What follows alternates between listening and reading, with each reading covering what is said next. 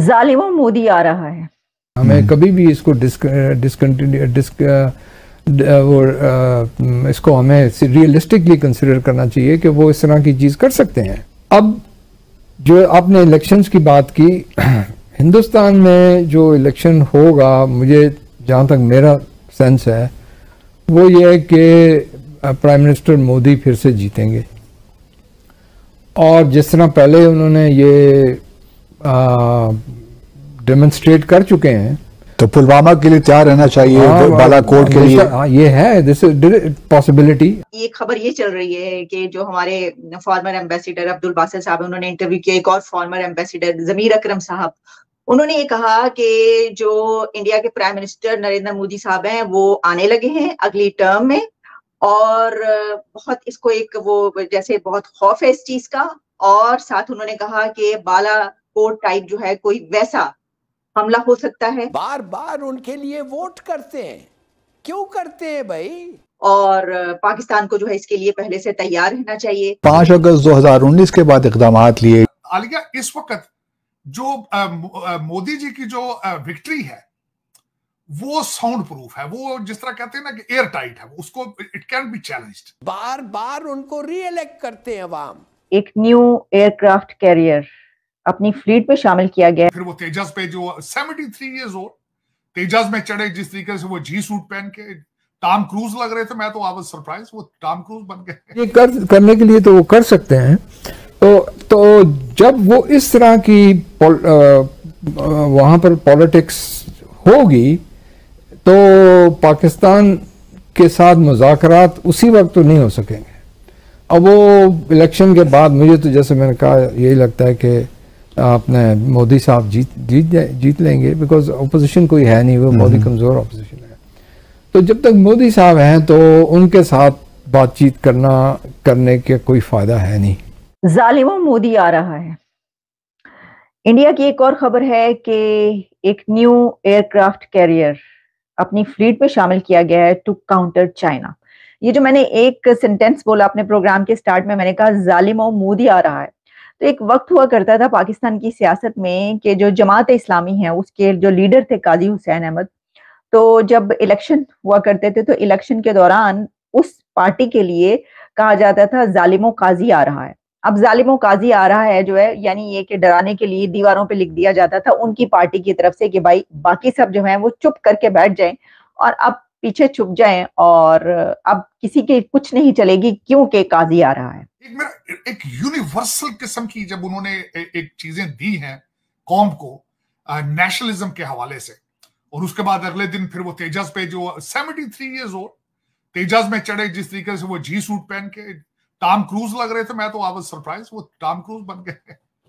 तो फिर उसके बाद उनको इलेक्शन जीतने के लिए अब मेरा ख्याल है बालाकोट बहुत छोटा होगा अब इस वक्त। बल्कि मैं ये बताना चाहूंगा बासित साहब को और उनके दोस्तों को भी, इस वक्त भारत जो है वो पाकिस्तान की बात करके भी राजी नहीं है। आप, मेरा मकसद कहें ना वो अटैक करेंगे या आप उनसे किसी चीज में अपना को मुकाबला कर रहे हैं, को कंपैरिजन कर रहे हैं, वो कहते हैं इनसे बात करने से भी हमारा स्टेटस जो है वो लोअर हो जाता है।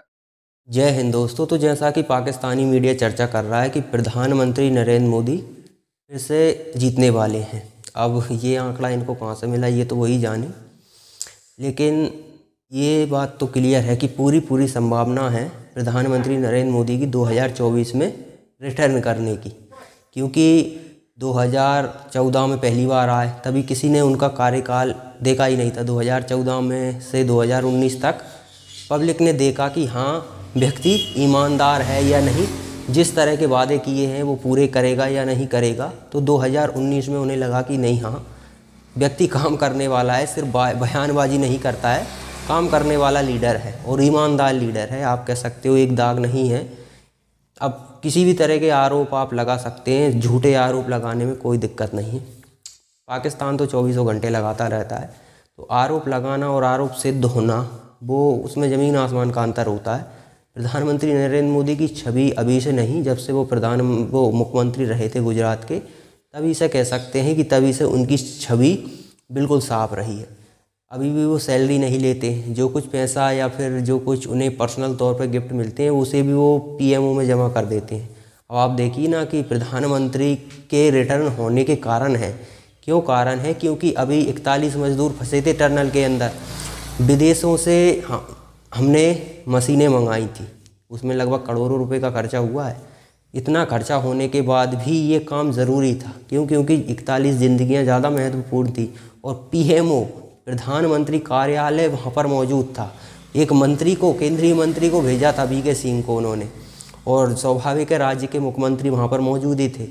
तो इस तरह की आपदाओं में आपका सुप्रीम लीडर आपके साथ खड़ा हो तो फिर जनता किसी और को क्यों चुनना चाहेगी? उनके काम करने का अंदाज देखा है, उनके द्वारा किया हुआ विकास देखा है, स्वाभाविक है। तो जनता का मूड तो लगता है कि 2024 में प्रधानमंत्री के लिए वैकेंसी नहीं है, उस पर प्रधानमंत्री नरेंद्र मोदी का ही कब्जा है। तो ये इन्हें क्लियर लग रहा है, पाकिस्तानियों को स्पष्ट दिखाई दे रहा है कि प्रधानमंत्री नरेंद्र मोदी का हारना लगभग नामुमकिन है। और प्रधानमंत्री नरेंद्र मोदी यदि कुर्सी पर बने रहे तो ये पाकिस्तान के लिए खतरनाक है। अब पाकिस्तान के लिए खतरनाक ऐसे है कि भारत का क्लियर मोटो है कि जो देश हमसे व्यापार कर रहा है और व्यापार से जो मुनाफा कमा रहा है उसमें अगर खैरात के तौर पर पाकिस्तान को देता है तो फिर हम उससे व्यापार नहीं कर सकते, स्वाभाविक है। सऊदी अरब पहले ये जाते थे, आपको याद हो, तो ये जितना भी मांगते थे उतना पैसा, और बिलियन डॉलर में, कोई मिलियन में नहीं, बिलियन में इनको पैसा मिलता था। कितना पैसा पाकिस्तान को मिला है अभी तक। लेकिन ये सिर्फ वही एक ही काम इन्होंने सीखा है, खुद लूटते थे और आतंकियों को तैयार करते थे, ये दो ही काम किए।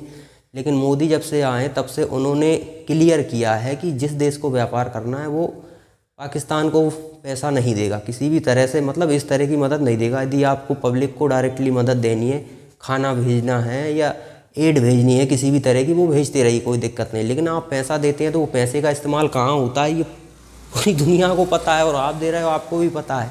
लेकिन आप अपने हितों के लिए दे रहे हैं तो हित हमारे भी हैं, हम व्यापार आपसे बंद कर देंगे। और स्वाभाविक है सऊदी अरब जो देता था अब नहीं देता है। क्यों नहीं देता है? क्योंकि भारत लगभग 3 से 4 लाख करोड़ के आसपास उससे तेल खरीदता है सऊदी अरब से, 3 से 4 लाख करोड़ के आसपास। अभी हालांकि रूस से सबसे ज़्यादा खरीद रहे हैं हम, लेकिन यही मोटिव हमेशा से रहा है, 3 से 4 लाख करोड़ के आसपास। अब इतना पैसे का हम आपसे तेल खरीद रहे हैं और आप हमारे दुश्मन को पैसा दे रहे हैं, वो भी खैरात में, तो ये हम बर्दाश्त नहीं करेंगे। तेल आपसे खरीद रहे हैं, किसी और से खरीदेंगे। कई ऐसे देश हैं अफ्रीका में जहाँ पर वो हालांकि सक्षम नहीं है निकालने में, वहाँ पर तेल अवेलेबल है।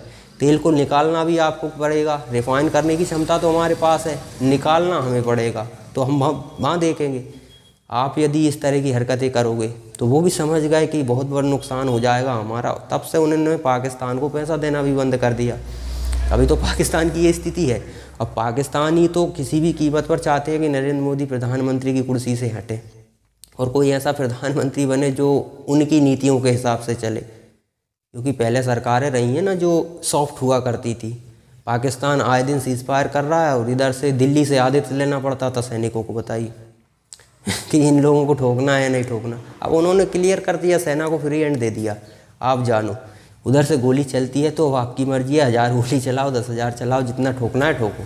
तो उधर से एक गोली चली और इधर से जब ठुकाई होती है तो उन्होंने गोली चलाना ही बंद कर दिया, क्योंकि अब स्वाभाविक है जज्बा तभी तक रहता है जब तक सामने वाली की सेना से आपका आमना सामना नहीं होता। ये जज्बा सिर्फ कैमरे के सामने अच्छा लगता है। तो पाकिस्तानी समझ गए हैं कि प्रधानमंत्री नरेंद्र मोदी अगर फिर से आए तो हमारे लिए बड़ा खतरनाक होगा, और ये खतरनाक ही नहीं होगा, ये बहुत लेने के देने पाकिस्तान को पड़ जाएंगे, क्योंकि अभी पाकिस्तान की स्थिति बहुत ख़राब है।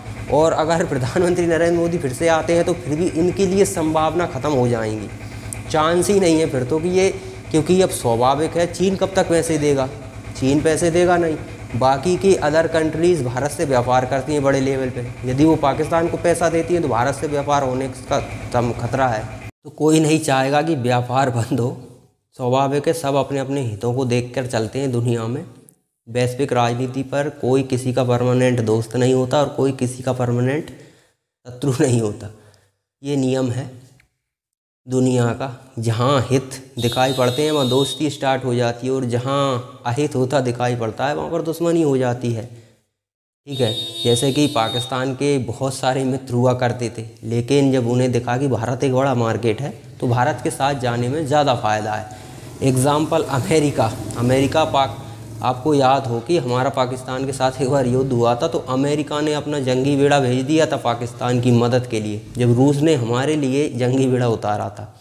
रूस ने अपना हित देखा था, क्योंकि वो चाहता था कि भारत का साथ उसे भी चाहिए, और अमेरिका उस समय पाकिस्तान के ज़्यादा क्लोज था, तो उसने पाकिस्तान की मदद की। लेकिन आज वही अमेरिका पैसे भी नहीं दे पा रहा पाकिस्तान को, भारत के कारण, क्योंकि भारत का दबाव काम करता है, क्योंकि भारत दुनिया का सबसे बड़ा मार्केट इस वक्त बनकर उभर रहा है।